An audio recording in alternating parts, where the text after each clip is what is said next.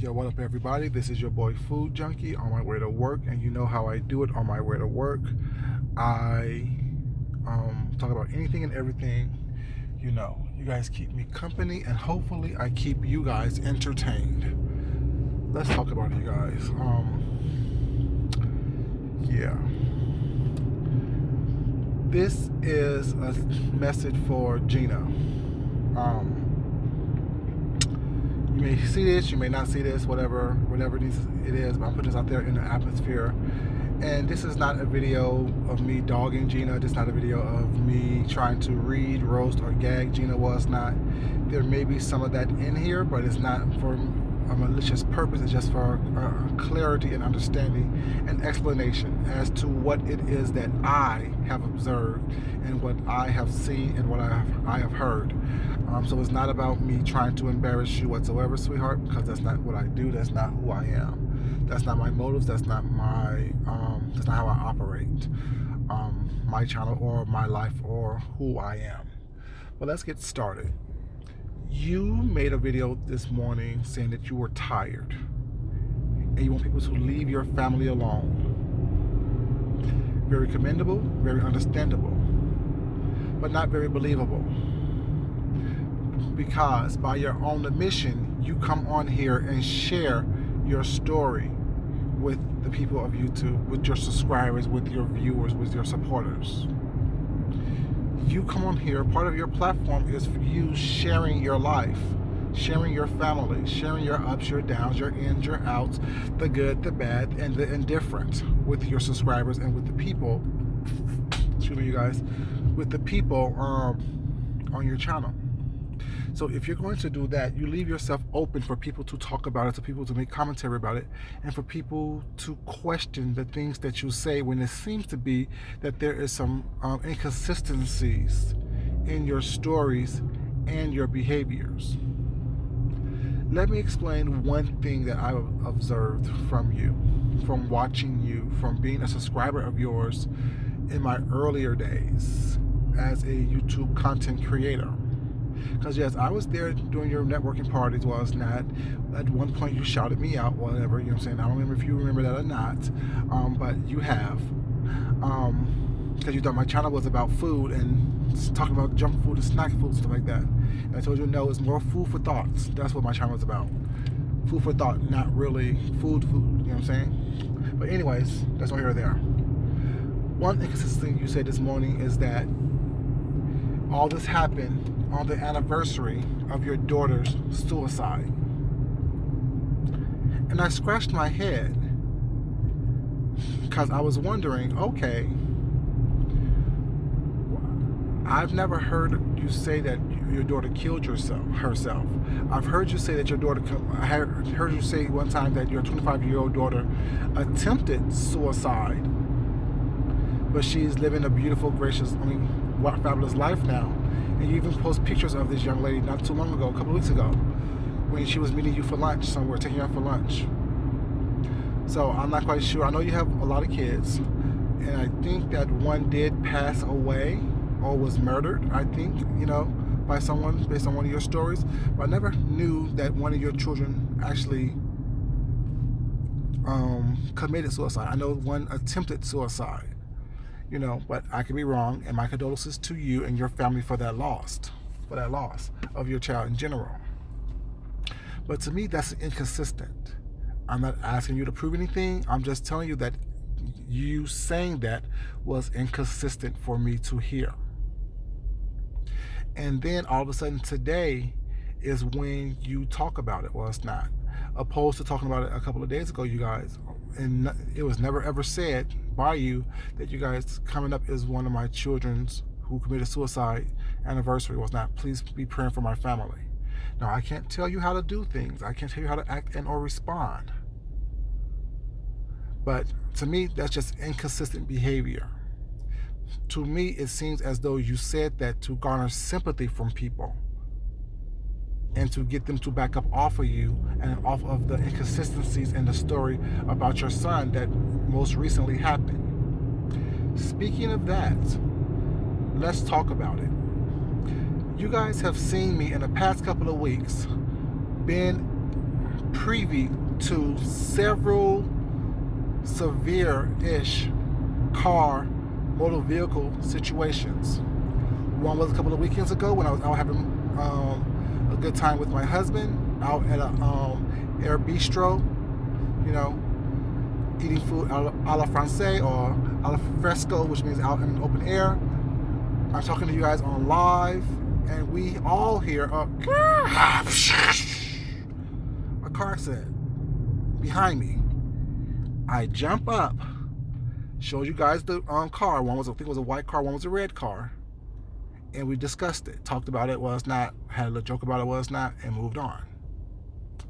On my way to work, not too long ago, okay, for body, yada. Sorry, got distracted. Not too long ago, I'm on my way to work. Traffic is crazy. Traffic is slow. Traffic is, I'm looking at his body. Traffic is, almost at a halt, going at a snail's pace. I see black billowing smoke coming from the side of the road. As I get closer to the vehicle, or to the situation was not, I see that a car is on fire on the side of the road. I showed you guys that. Now, I could have just as easily took a screenshot of both incidents and used that as a way to garner money and sympathy, was not, from people on YouTube. Oh, y'all, my husband was just in a car accident. Was not. He's not. I'm not putting out an atmosphere. He's safe. He's sound. Please help me and support my family. And see what happens.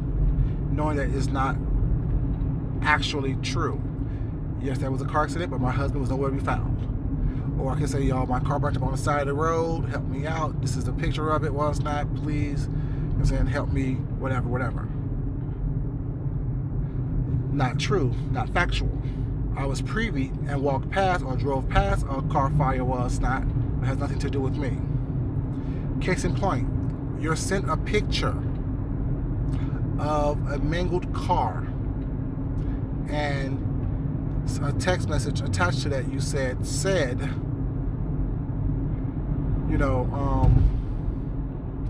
is what happened. I was sent this. Your son's accident, come quick as possible.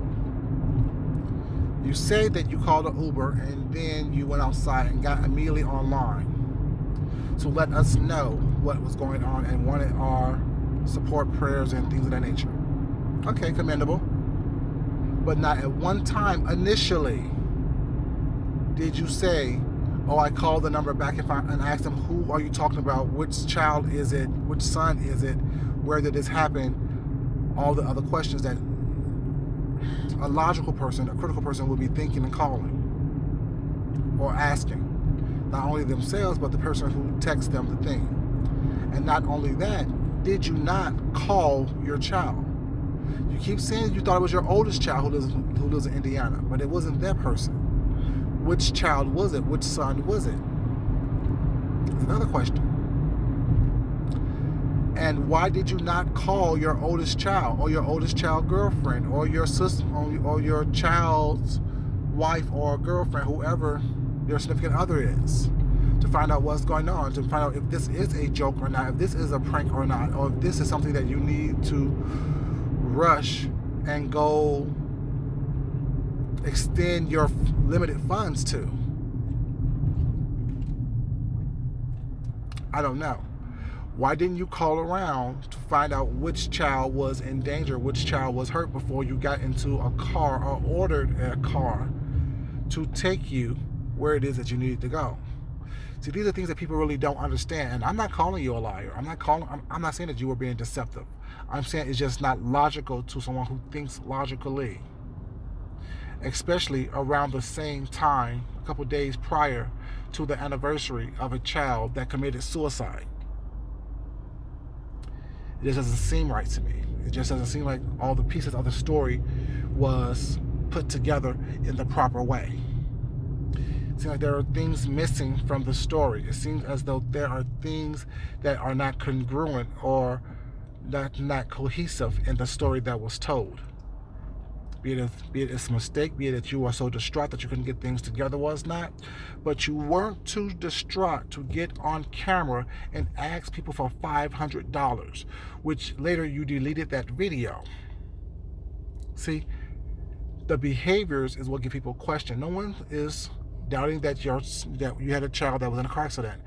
My prayers go out for you and your child. Hopefully everyone is better. Hope that everybody makes a speedy recovery. But you can't make the comment, leave me and my family alone, when you are continuously, purposefully placing your family information here on YouTube and expect it not to be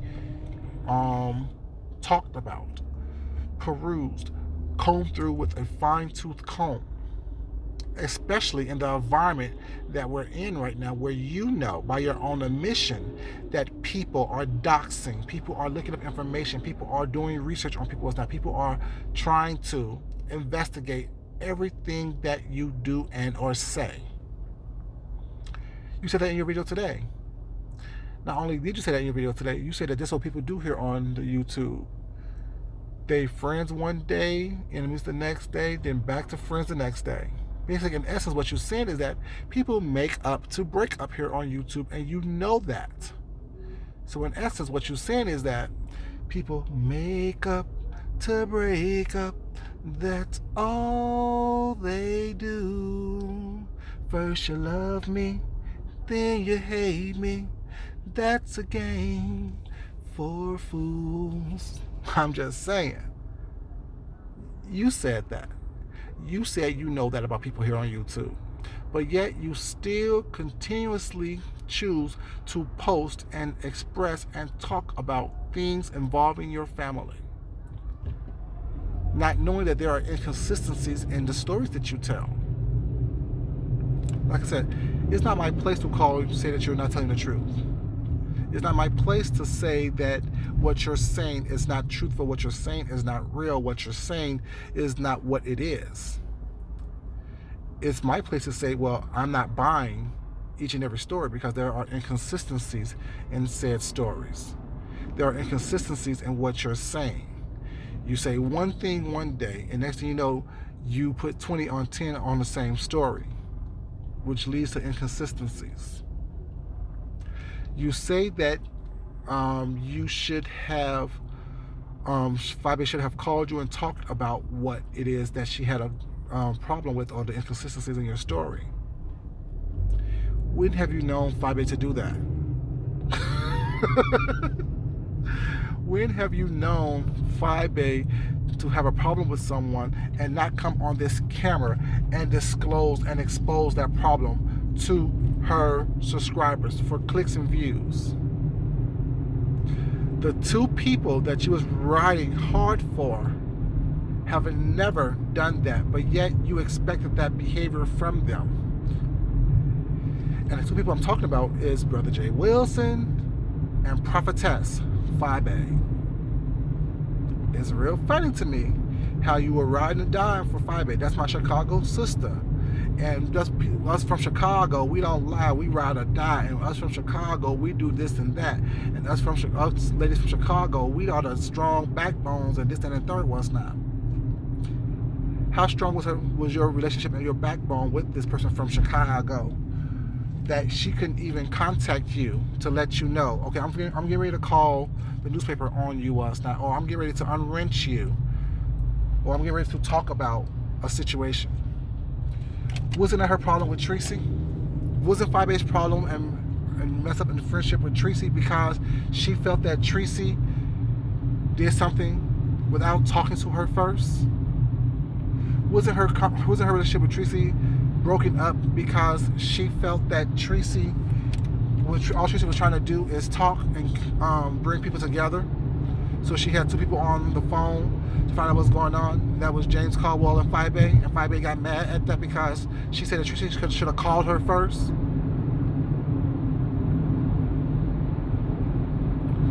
But Fabi chooses not to call anyone when she wants to report a story on them, regardless of how close they may be or may have been. To get accurate information, she chooses to go to the newspaper on you.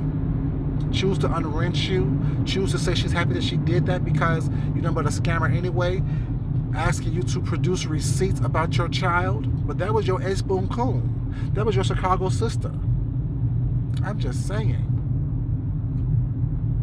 But yet you knew this because you said that happened, but yet you choose to follow her and go along with her, was not, although you knew and thought she was a scammer all along with the GoFundMe money. That was the first thing that came to your head when she asked you for receipts about your child. Or what about your GoFundMe money? Show receipts for that. What about the fact that you said that you was it slap down VS? Was not, but yet you're asking her to go on a TV show for money. See, all these things that you have thrown out there have been things that you have already known about her before y'all hooked up tight. So what makes you think that you were so different when it was your turn? When a piece of information about you is the hot topic of the day, of the week, of the hour, of the moment. What makes you think that you're so different? Because that was your Chicago sister? Okay. Now to Brother Jay. Samantha Graziano. He had information that she was given, that he was given by her, and about Tracy, but yet he chose to come online and not call Tracy about the information. Once again, these people turned against Tracy. Fibe turned against Rita. Fibe turned against Kwani. Fibe turned against Sean Bradley. Fibe turned against Ask April. Fibe turned against a bunch of people on her channel. Jay Wilson said that Tracy and Joy should have called him before they went online to talk about his discrepancy about Catch Up, and somebody was not. It wasn't about the Catch Up, it was about the seemingly act of being betrayed by this individual, Jay Wilson. He also got information from Samantha Graziano about Tracy. What made her think that she could be so comfortable sending him information about Tracy? Is my question. What did he do? What was the behavior that he displayed to make her feel so comfortable that she thought that she could send him information about someone that he was quote unquote close with, called his vlog daughter, and that it would not go untalked about or unscathed or unmentioned? And what did he do? He came immediately online without calling Tracy whatsoever. What made you thought that you were so different from Tracy? What made you thought that you were so different from Samantha Graziano? And what you said in your thing today was exactly what she said about Brother Jay Wilson. Oh, Brother Jay Wilson, I trusted you. Did you really? You must have, because you gave him information or you had faith in him, when all he have done and shown that he cannot be trusted, in my observation. It's funny how people want you to have sympathy, empathy, and pity on them or for them when they're not using their critical thinking skills, their cognitive skills of critical thinking, in order for them to make the best decisions for them and their family. When you're constantly posting information and talking about information about your family, such as your 25-year-old daughter who attempted suicide. How I know that if you didn't tell me? And if I told a lie, you told it to me. I'm just repeating the lie you told. Now you had a daughter who committed suicide, and all this came down on the anniversary of that suicide, but no one knew about that anniversary of the suicide until today. When you mention it, when you want people to leave your family alone, when you want to garner sympathy and empathy for your family at this moment, because you put them in the conversation of you too. Like I said, I've known or heard you say previously that you had a child that, was murdered by someone, or had a daughter of someone that was killed by someone was not. I could be mistaken. If I am, I apologize about that, but I just want to hear that story come from you. and now all of a sudden the daughter committed suicide. I'm not quite sure. I don't know what happened. I don't know. I'm not digging in your family like that, nor am I digging in your videos to try to rehash what you said. Because I also know now that you delete videos because you deleted the video about the $500. But my message to you today is, if you want people, not only to you, but to everyone here on YouTube, if you want people to leave your family, your children, your parents, your whoever alone and focus on you and you only, how about having you and you only on this camera, talking about you and you only on this camera? It doesn't make sense when you put people into the story and then expect people not to read that story with their names in it, not to talk about the story, talking about all the characters in such stories. It doesn't make sense to me. It's not logical to me. You're not using your cognitive thinking skills when you expect that to happen. It's unrealistic expectations. I can't, look at the time, I can't bring up members of my family, show pictures of members of my family, post things about members of my family, and expect everyone on here to use that information for good, knowing the environment that we're in right now on these YouTube streets, that anything and everything that someone chooses to dig up based on what you put out there could be used as fodder for content or as a roast and a gag.